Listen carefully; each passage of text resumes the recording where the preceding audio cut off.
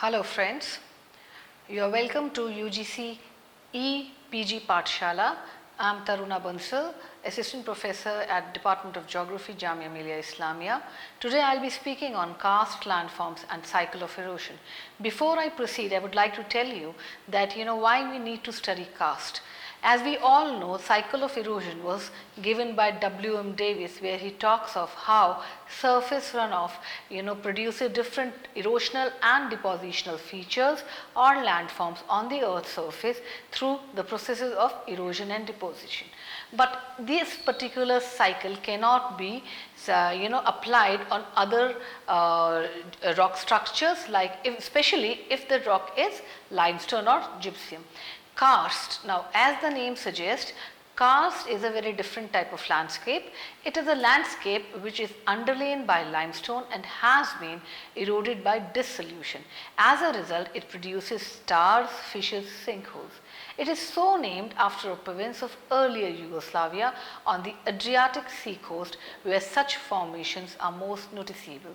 The development of all karst landforms requires the presence of rocks such as limestone, dolomite, gypsum, which is capable of being dissolved by surface water or groundwater. In very simple words, the term karst describes a distinctive topography that indicates dissolution, also called chemical solution of underlying soluble rocks by surface water or groundwater. Although commonly associated with carbonate rocks, that is limestone and dolomite, other highly soluble rocks such as evaporates, which are gypsum and rock salt, can be sculpted into karst terrain. Now, understanding karst is very important because approximately 10% of the earth's surface is occupied by karst landscape, and as much as the quarter of the world's population depends upon water supplied from karst areas. This becomes more important. Why? Because this particular landscape is undergoing heavy pollution as underground water is depleting in almost maximum part of the world. That is why the importance of studying or understanding karst landscape becomes more important. Though most abundant, they are found in humid regions because carbonate rock is present there, but we also find karst terrain in temperate, tropical, alpine as well as polar environments. It is a dry upland landscape with underground drainage instead of surface streams. Now, what do I mean by karst topography? Now, as you understood, karst is something which is very different from what we find on the surface. Basically, when we talk of karst topography, it is something which is found underground. That means this particular landforms, this particular environment is not on the surface but beneath it. That means there has to be a drainage system which is well developed underground. That is why underground water plays a very important role in the formation of this particular topography. The degree of development of karst landforms varies greatly from region to region. Large drainage systems in karst areas are likely to have both fluvial, that is surface, and karst drainage. As stated in the introduction, the karst describes a distinctive topography that indicates dissolution of underlying rocks by surface water or groundwater. Water falls as rain or snow and seeps into the limestone or other rocks through small channels and moves underground through a network of subterranean channels and caves. The water becomes weakly acidic because it reacts chemically with carbon dioxide that occurs naturally in the atmosphere and the soil. This acid is called carbonic acid and is the same compound that makes carbonated beverages tasting tangy. Rainwater also seeps downward through the soil and through fractures in the rock, responding to the force of gravity. The carbonic acid is moving in the groundwater, dissolves the bedrock into the surface and results into the formation of number of bedding planes, as well as joints and fractures. This eventually forms caves, which are also called caverns in this particular topography. Limestone is primarily a sedimentary rocks which is consisting or rather made of calcium carbonate in the form of mineral calcite. This particular calcium carbonate is dissolved by water through the following reaction, which can be seen in very simple words said as: calcite reacts with carbonic acid, resulting into calcium ions dissolved in groundwater plus bicarbonate ions dissolved in groundwater. Now, when this happens, we see number of landforms being formed, and these landforms are very different what we see on the surface. For example, I'll tell you, I'll be discussing the erosional as well as depositional features formed in this particular topography in detail, but here I would just like to mention that each one of the landform is so distinct, or the formation process is so distinct, that they can be easily identified in any landscape or in any karst terrain. Cracks and joints that interconnect the soil and bedrock allow the water to reach a zone below the surface of land where all the fractures and void spaces are completely filled with water. That is, they are now saturated. This water rich zone is called saturated zone, and its upper surface is called the water table.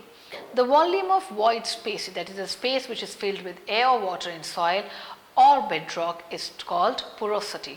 The larger the proportion of voids in a given volume of soil or rock, the greater the porosity. When these voids are interconnected, water or air can migrate from one void to another. Thus, the soil or bedrock is said to be permeable, that is, air or water can easily move through them. Permeable bedrocks makes a good aquifer, a rock layer that holds and conducts water. That means what I have spoken in introduction, this clearly indicates that this topography, although found around 10% of the world, is not a common type of landscape which occurs, because there are certain conditions which are needed or which are essential. Only if those conditions are fulfilled, then only we see that a karst landscape terrain or a karst terrain can be formed. Now, what are those essential conditions? Now, the essential conditions are, as I say, number one, the presence of soluble rocks, preferably limestone at the surface or subsurface level. That means that limestone, the mass of limestone present should be big enough. First of all, the first condition is that rock should be soluble, and in that too, I have already mentioned that there are three types of rocks mainly which are soluble: limestone, gypsum and dolomite. But karst is mainly found in limestone, and that too in a larger mass and at the surface or at the subsurface level. The second condition which is important is that this should be dense, highly jointed and thinly bedded. That means there should not be cracks or fissures.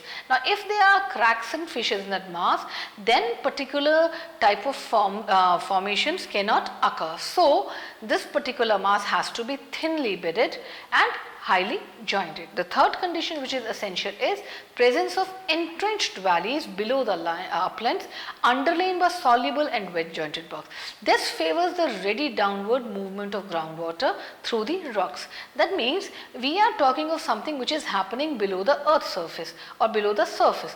So, the underground drainage should be well developed, and if this is well developed, then only we have the landforms which are formed in this particular terrain.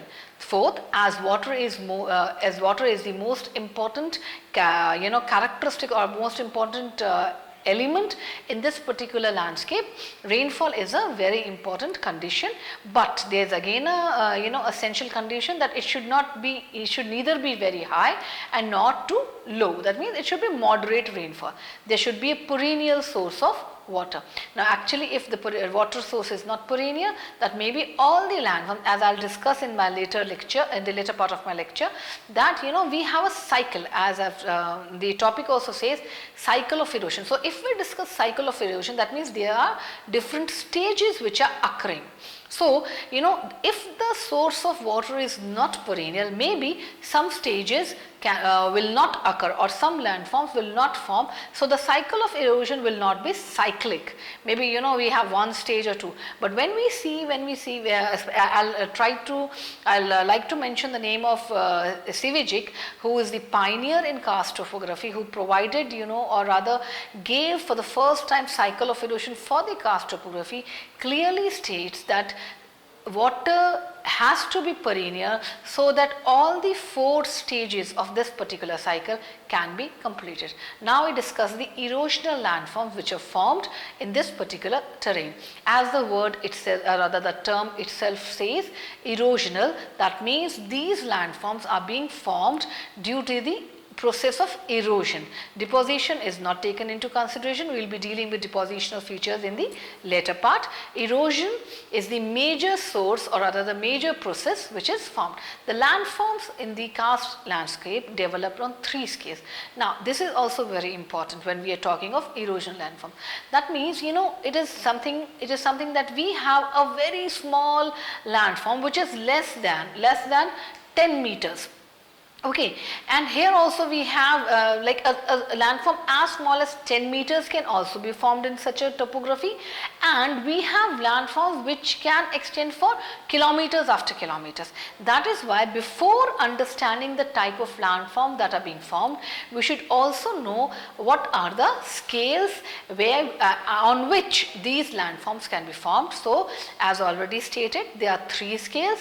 First is a small scale where landforms can be less than the size of the landforms can be less than 10 meters, and these include variety of solution pits, pans or grooves, and are collectively known as cairn, which can be pronounced, I'll just spell it, it's called Karren, cairn. So these small scale landforms which are erosional in nature are called cairn. Then we have the intermediate scale where the landforms range from 1 to 1000 meters, and here we have dolines, sinkholes. And then we have large scale landforms where they are greater than 1 kilometer in length, and the examples are Poljes, or you can pronounce it as poles. The spelling is Poljes, so you can pronounce it as poles or poljes, whatever, but the meaning is same, that these are erosional landforms which are of very large scale, can extend for kilometers after kilometers. Some of the other examples are dry valleys or gorges. Most of the karst landscapes are not are diverse in nature, means that they are formed by the combination of all these landforms. It is not that in a particular area or in a particular region we just have small scale landforms, or we have intermediate, or we have large scale. No, it's not the thing. In almost most of these karst landscapes, we have landforms from all these scales and may extend for thousands of square kilometers. A great diversity of forms and combinations occur in these particular terrains in different parts of the world.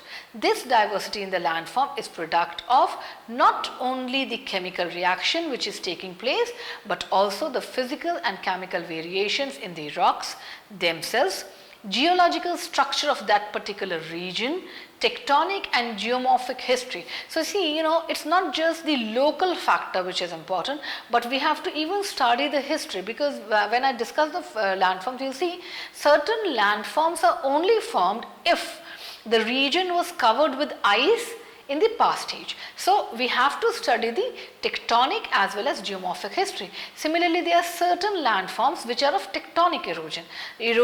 So it's just that you do not just see okay, limestone is present, water is present, so a chemical reaction takes place and a topography or a landform is developed. This is not the case. Number of features, number of conditions apart from that are also, as I already stated, are required.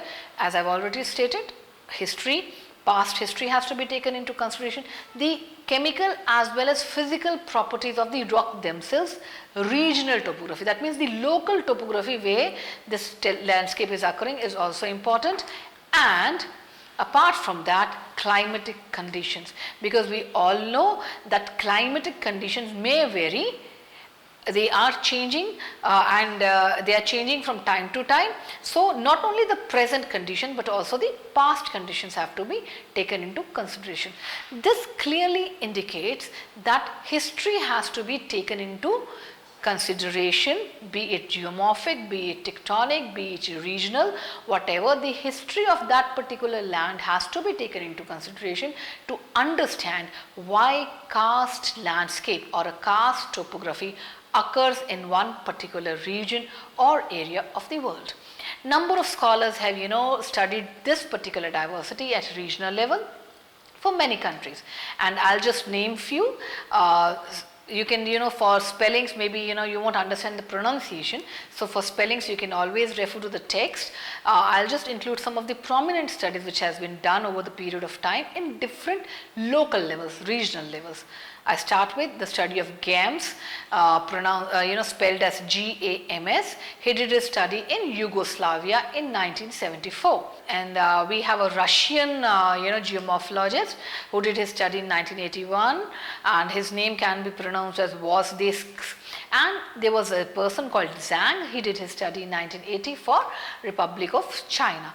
All these scholars have done the study at their own regional or local levels. Now, in the following section, I have tried to figure out, or rather tried to put forward to you what are the different features or landforms formed due to erosional activities which occur in a karst terrain.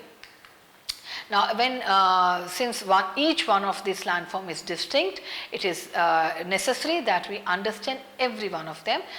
I start with the first, Caron or Lapis.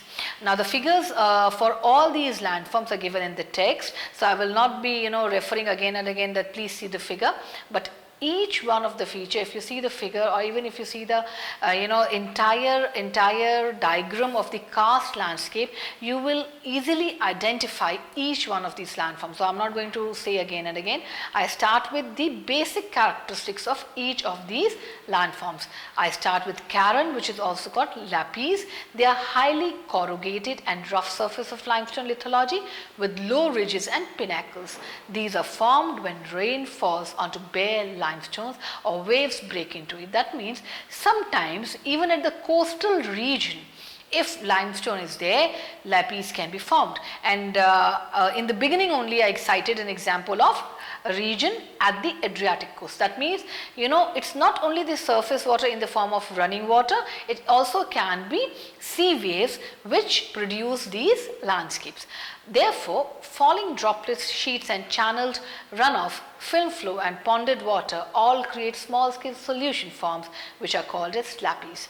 They are commonly found as circular pits with rounded bottoms and pans with flat bottoms, sinuous channels and descending slopes where joints or bedding planes are dipping. That means, when these features open up, there is a very different form. If I actually simply try to draw, it can be something like this, very narrow valleys, something type of thing. Very narrow valleys, corrugated. They are not gentle, corrugated, and they have opened up because of limestone's reaction with water. It may be rainwater, it may be surface water, it may be a sea wave. Second landform is Terra Rossa. Now, these are very different from what I said as lapis, because these are basically clay stones. Some scholars even say that they are red clays. Now, these are clay stones up to several meters thick and kilometers across. That means, if you see, it is a patch of clay which is quite thick, and it's spread over a wider area. It is quite like, it may be like a sheet of red clay. Now, this you may ask, or you may try to decipher how come a clay is being formed by this, but there are different theories. I'm not going to deal with it, but as I was reading the literature, there are different theories put forward by different scholars that Terra Rossa may or may not be for landform formed due to limestone, but most what should I say, most accepted theory says that they are formed by residual dissolution of limestones and or by accumulation of detrital mud, ash or dust on pre-existing karst terrain. Now this again says why geomorphic history or the nature of the physical property of a rock is important to understand karst topography. The third feature or landform is limestone pavement. These are only found in places that were covered by ice during the last ice age. They are formed in some beds of limestones where following characteristics are found. That means again there are certain conditions, and only when those conditions are fulfilled typical landforms are formed. One of this is limestone pavement. So first of all we have to see the history. That means ice must have covered the land in the last ice age and the following conditions must be fulfilled. Only then we find that limestone pavement can be developed. Now the conditions or the characteristics are beds that do not contain many fractures. Now what are the characteristics which are required for the formation of limestone pavement? Beds should not contain many fractures. They are more resistant to dissolution by rainwater. That means for the formation of pavement, rainwater is more important, and the beds should be mechanically stronger. The fourth feature is called grikes. They are vertical or near vertical fissures in the limestone pavement. In the initial stage the cracks or the crack fissures are only microscopic in size, but as the rainwater starts seeping in they dissolve the limestone and now the cracks become wider. Another feature is called solution holes. These are produced by dissolution of limestones by chemically active standing water. They are small, shallow, round and flat bottomed depressions or pools on the limestone pavement. They are usually 5 to 30 centimeters wide. Now is the most important feature called cavern. Now cavern can also be called as karst caves. This is an underground cave formed by water action by various methods in a limestone or a chalk area. There are different views on the mode of formation of these caverns. The mechanical action school represented by Penck, Weller, Dane consider mechanical action by rock debris and pebbles to be responsible for cavern excavation. This school argues that the water table is too low to have a solution effect. The chemical action school, on the other hand, considers the solution action of water to be the main reason behind the formation of cave. This school is represented by Davis and Piper. The largest cavern is found in Kentucky, which is 48 kilometers long and 25 meters high. In Delhi also we some of these caverns in Dehradun, Shillong plateau. Another feature is natural bridge. These are formed due to the collapse of the roofs of the caverns or due to the disappearance of surface streams and their reappearance, which keeps standing, forming an arc. We have another feature which is called sinkhole or swallow holes. These are funnel shaped depressions having an average depth of 3 to 9 meters and may vary from 1 square meter to more. These holes are developed by enlargement of the cracks found in such rocks which are the result of continuous solvent action of the rainwater. These swallow holes are usually cylindrical tunnel-like holes lying underneath the sinkholes at some depth. The surface streams which disappear underground through swallow holes and which are usually when they disappear they form blind valleys. We also have a concept called karst window, where number of adjoining sinkholes collapse and form an open broad area known as karst window. Now karst plain is upper surface which has several sinkholes, sinking creeks, numerous holes are located in lines. Another very important landscape or rather the landform which is found in large number is dolines, and again number of theories have come up how these are formed, but I am not going to discuss these. I will just tell you how they look like. They are bowl shaped enclosed depressions in the karst terrain which can be several meters to several hundred meters in range. The formation is associated with 4 distinct processes, and these processes can be named as solution, acting downward, mechanical collapse, subsidence without rupture into an interstratal solution cavity, and sapping or seepage erosion into the caves or adjoining dolines. Mostly 2 or 3 of the above processes operate together to develop or to enlarge a depression, and they may range from cylindrical shafts to shallow saucers, although intermediate funnel and bowl shapes are mainly or are found in abundant. We also have karst lakes. When dolines are plunged by clay and filled with water, karst lakes are formed. Uvala is another one, and these are basically found when number of adjoining dolines come together and form a large depression.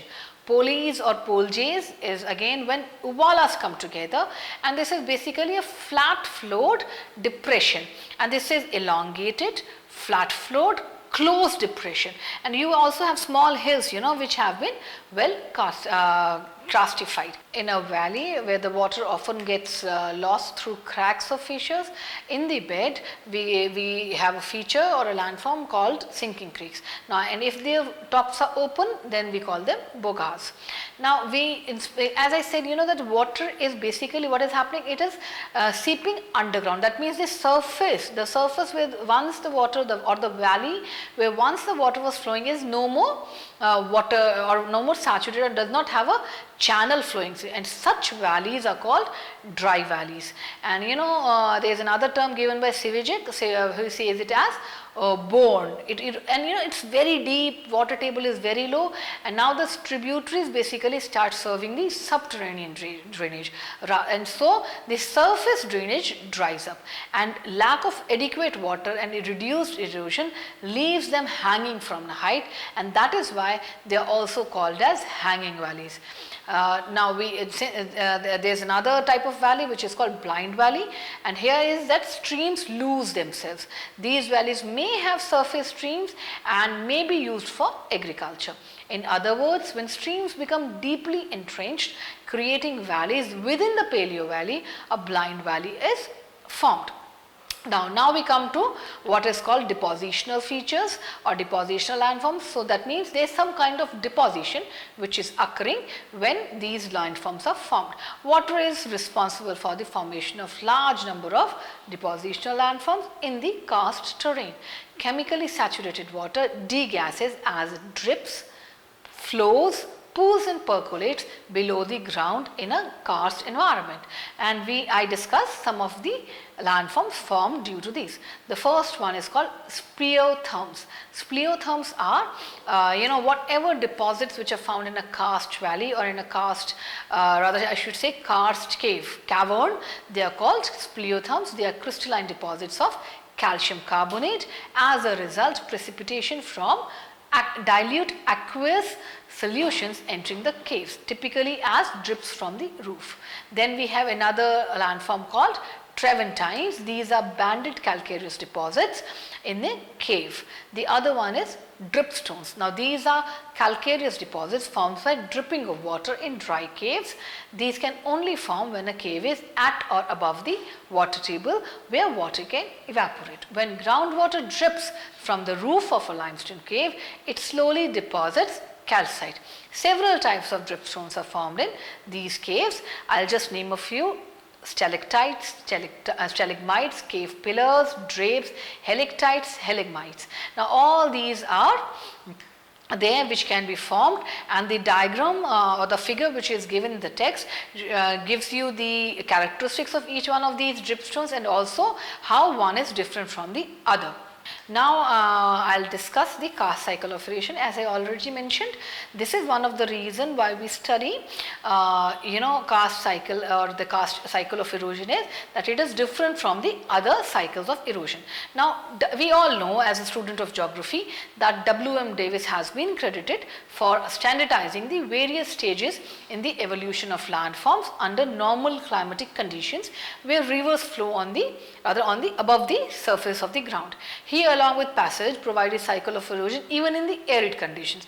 Now you see, that means Davis is talking about normal climatic conditions and also arid conditions, but these cycles cannot be used for describing the forms that evolve in karst terrain, and it was only in 1918 that Sivojek provided an ordered description of successive changes that take place in the progress of a karst cycle. Now he says that karst topography develops mainly in dolomite or limestone regions because these rocks respond to weathering in very different form than the other rocks do, and this is basically because of the solubility of calcium carbonate in natural waters. In karst terrain, water circulates almost entirely underground. So, the basic assumption for the occurrence of all stages of evolution is a mass of pure limestone which should be soluble and should be formed of strata inclined at a great angle. Now see, if the angle is great, then only the erosional or the depositional process will be more, and there should not be any disruptions. Disruptions means there should not be any faulting happening or crushing. But there is another important feature or a criteria which is required, that is the thickness of limestone mass, and it should not have a thick protective covering of vegetation. If we have a thick protective covering of vegetation, naturally the impact of water will be less on stone or on the rock. So there should not be a vegetation, but must have a very developed system of streams. Now Sivojek opined that there are 3 hydrographic zones which occur in a well developed karst landscape, and accordingly the stages also occur. I'll just name the hydrographic zones, you can read in detail in the text. The 3 hydrographic zones, number 1 is zone immediately beneath or underneath the surface, which is compiled of channels and reservoirs, and it transmits water in time of storm, but it usually dry. The second zone is called the intermediate zone. This lies between dry and wet, where caverns and channels are generally flooded. That means they are somewhat saturated, but they are not dry permanently. And the lowest zone is one which lies just above the underlying impermeable strata, and this zone is fully saturated because it is always full of water. He further states that there are 4 different stages in the evolution of the landforms in the current stage, and he names them as youth, maturity, late maturity and old age.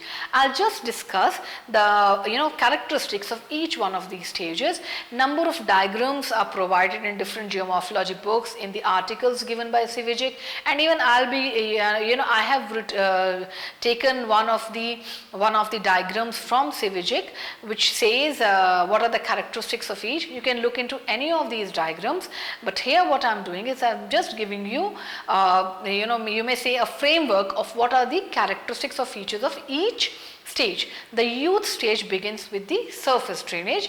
That means we are at the initial stage. That means the limestone surface had a surface drainage and it's as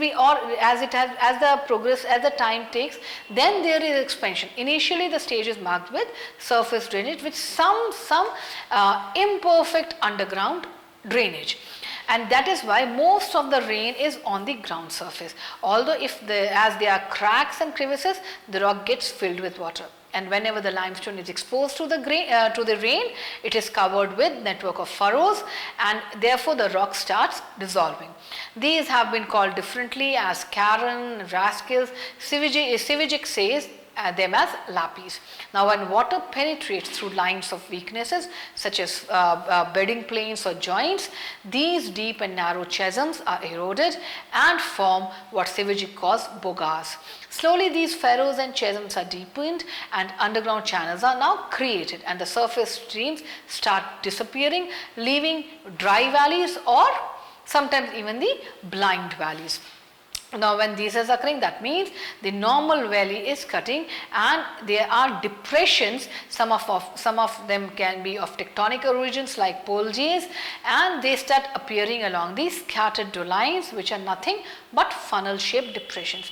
Sometimes even permanent lakes exist in this stage. Caverns do not occur, and only one zone, the 3 zones which I've mentioned, only one hydrographic zone is established. But as we reach the late youth, we do have the 2 zones which can be distinguished as the upper zone, which is flooded, and a lower zone which is entirely saturated.